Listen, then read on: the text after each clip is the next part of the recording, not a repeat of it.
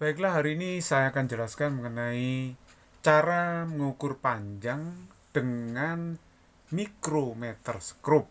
Micrometer scope ini bisa mengukur sampai ketelitian hingga 0,01 mm.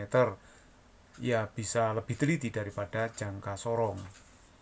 Nah, dengan micrometer scope kita bisa mengukur misalnya diameter kelereng atau mungkin diameter paku atau mungkin ketebalan plat bisa diukur dengan menggunakan micrometer scope ini.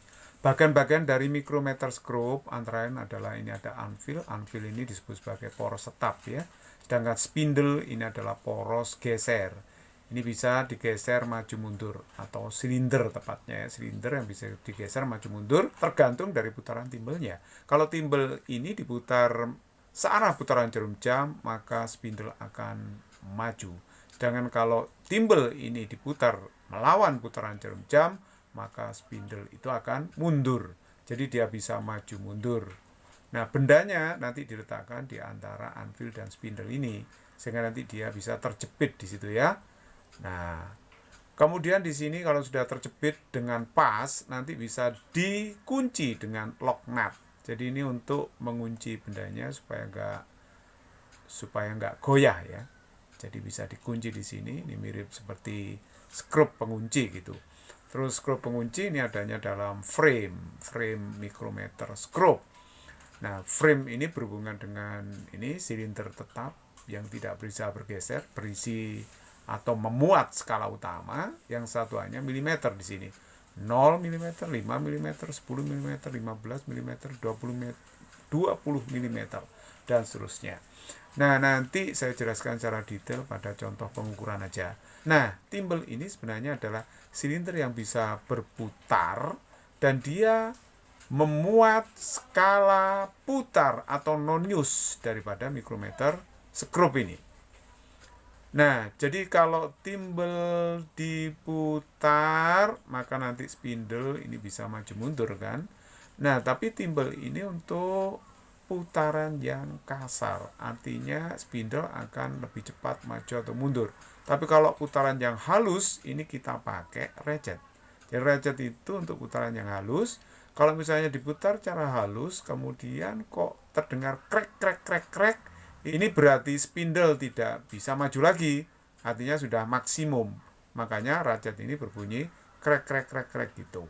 Untuk lebih jelasnya, bagaimana cara menghitung ketelitian daripada micrometer skrup dan membaca panjang benda yang diukur, saya akan berikan contoh beberapa soal. Nah, ini saya beri contoh soal yang pertama, bagaimana cara mengukur panjang dengan micrometer skrup. Ketelitian micrometer skrup itu bisa dihitung dengan sangat mudah ya.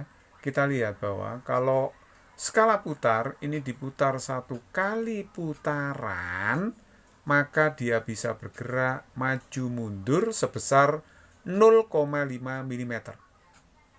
Nah, jadi ketelitian micrometer skrup ini dihitung dengan ini 0,5 mm dibagi dengan 50. 50 ini merupakan pembagian dari noniusnya ini, skala putar. Jadi di sini ada 50 strip, makanya dibagi dengan 50. Sehingga 0,5 mm dibagi 50 itu adalah 0,01 mm.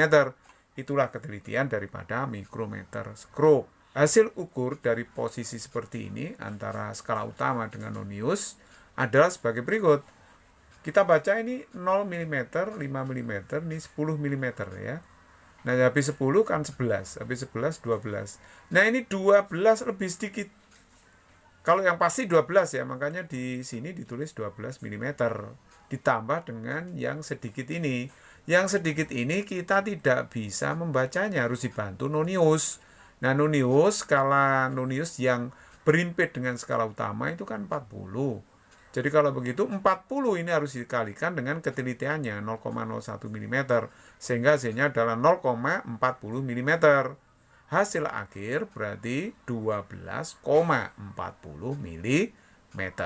Begitu caranya. Sangat mudah sekali. Sekarang saya beri contoh soal yang kedua ini. Andaikan posisi skala utama dan nonius seperti ini. Berapa hasil bacaannya ini ya? Nah, kita lihat di sini bacanya kan 10 mm, 15 mm, habis itu kan 16 mm. Tapi ini lihat, ini kan habis 16 berarti 16 setengah. Ini 16 setengah. Jadi ini 15, terus ini 15 setengah, terus ini 16 kan? 16 berarti 16 setengah. Jadi yang pasti kebaca di sini adalah 16,5 mm. Nah, ini harus ditambah dengan yang sedikit ini. Kita tidak tahu ini berapa ini. Kita harus melihat noniusnya. Nah, noniusnya di sini yang berimpit itu berapa? Ini habis 35, terus 36. Nah, ini 37 yang berimpit dengan skala utama. Nah, ini 37.